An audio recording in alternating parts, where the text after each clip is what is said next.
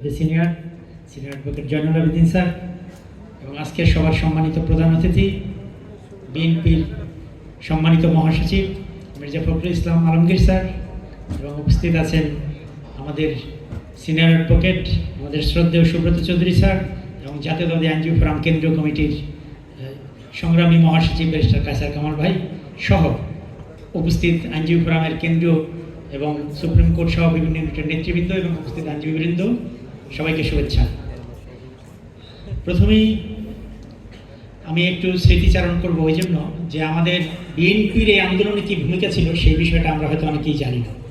March for justice প্রোগ্রামটা যেদিন হবে 30শে জুলাই, তার ঠিক আগের দিন আমাকে আমাদের ফোরামের মহাসচিব বলেছিলেন যে 31 তারিখে একটা প্রোগ্রাম আসছে, সেই প্রোগ্রামটা ছাত্র শিক্ষক বৈষম্যবিরোধী আন্দোলনের যারা আছেন তারা এবং আইনজীবীরা আমরা একসাথে সমন্বয় করব এবং তোমার সাথে যোগাযোগ করবে ঢাকা বিশ্ববিদ্যালয়ের শিক্ষক ওবায়দুল স্যার, ঢাকা ছাত্রদল জাতীয়তাবাদী কেন্দ্রীয় কমিটির সভাপতি রাকিব এবং তৎকালীন সময়ে বৈষম্যবিরোধী ছাত্র আন্দোলনের যে সমন্বয়ক ছিল আব্দুল কাদের।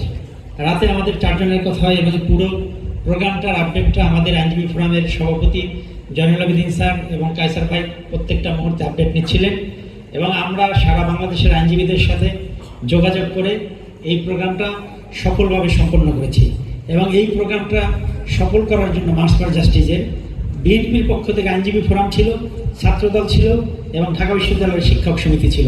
অথচ আজকে অনেক দল এই আন্দোলনের একক কৃতিত্ব দাবি করেন, যেটা আসলে আমাদের হয়তো অনেক না জানা তথ্যের কারণে এটা করে থাকেন।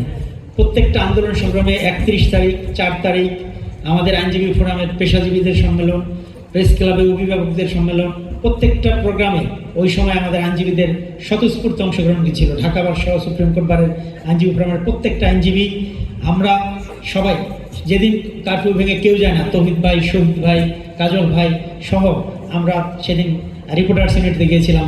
কায়সার ভাই তখন মনিটর করতেছিল যে কারা কারা আসছে আমাদেরকে ছবিগুলো দেয়। এইভাবে আসলে আমাদের আন্দোলনগুলো শুরু হয়েছিল এবং আমরা প্রত্যেকটা আন্দোলনে আমাদের কন্ট্রিবিউশন ছিল, যদিও আজকে কেউ সেটা অস্বীকার করার চেষ্টা করে। যাই হোক, আমরা আইনজীবী ফোরামের পক্ষ থেকে যখন যে প্রোগ্রাম, আমি মনে করি যে জুলাইয়ের যে আন্দোলনটা ছিল সেটা একটা প্রেক্ষাপট ছিল। তার আগের যে 17 বছরের যে আন্দোলন সংগ্রাম, সেই আন্দোলন সংগ্রামে বাংলাদেশ জাতীয়তাবাদী দলের সাথে সাথে ভারপ্রাপ্ত চেয়ারম্যানের নির্দেশনায় যেমন ছিল, আমাদের আইনজীবীদের প্রতিও তার নির্দেশনা ছিল। আমরা প্রায় সবাই সেই প্রোগ্রামগুলোতে অংশগ্রহণ করেছি এবং আমরা আমাদের সাধ্যমতো চেষ্টা করেছি। আর একটা কথা আমি বলতে চাই, সেটা হচ্ছে যে দেখেন, ফেসিবাদ মাত্র 1 বছর আগে গেছে। আমরা মার্চ ফর জাস্টিস করেছিলাম ফেসিবাদের বিচারের জন্য। 1 বছর পরে এসেও আমরা কিন্তু ফেসিবাদের বিচারের কথা বলতে পারছি না, কোনো অগ্রগতি নাই। শুধু বিএনপির পক্ষ থেকেই এই ফেসিবাদের শাস্তির বিরুদ্ধে কয়েকটা ট্রাইব্যুনালে মামলা করা হয়েছিল, কিন্তু অন্যান্য দল বা অন্যান্য সংগঠনের পক্ষ থেকে যারা বিচারের কথা বলে তারা কিন্তু কেউ ট্রাইব্যুনালে যায় নাই, কোনো অভিযোগ দায়ের করে নাই, তারা শুধু মুখে মুখে বলে। সুতরাং কার্যত আইনজীবী ফোরামই মাঠে ছিল এবং মাঠে থেকে তারাই এই আন্দোলনকে 17 বছর ন্যায় বিচার, মানবাধিকার এটাকে বাস্তবায়নের জন্য সবসময় ছিল। আমরা ছাত্রদলের কথা বলি, আমাদের ছাত্রদলের সেদিন মার্চ ফর জাস্টিসে গ্রেপ্তার হয়েছিল আমাদের যার মুখ ধরা হয়েছিল সেও ছাত্র, তারপরে তার সাথে যে ছিল সে আমাদের ছাত্রদলের ভাইস প্রেসিডেন্ট আরিফ, নাহিদ, ওরা। তো আমাদের কন্ট্রিবিউশনকে সবসময় অস্বীকার করা হয়, আসলে আমাদের সবারই কন্ট্রিবিউশন ছিল। আমি মনে করি আমাদের আইনজীবী সমাজ যদি ঐক্যবদ্ধ থাকে, আমরা আর কোনো পতিত ফেসিস্ট যারা আছে তাদের ফেরার পথটা রুদ্ধ হবে এবং বাংলাদেশে আগামীতে একটি সুন্দর ভোট হবে। বিএনপির ভারপ্রাপ্ত চেয়ারম্যান জনাব তারেক রহমানের নেতৃত্বে একটি গণতান্ত্রিক সরকার প্রতিষ্ঠিত হবে এবং বেগম খালেদা জিয়ার নেতৃত্বে এই দেশ সুন্দরভাবে চলবে।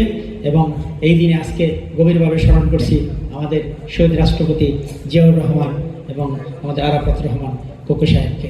সবাইকে ধন্যবাদ। আসসালামু আলাইকুম। ধন্যবাদ।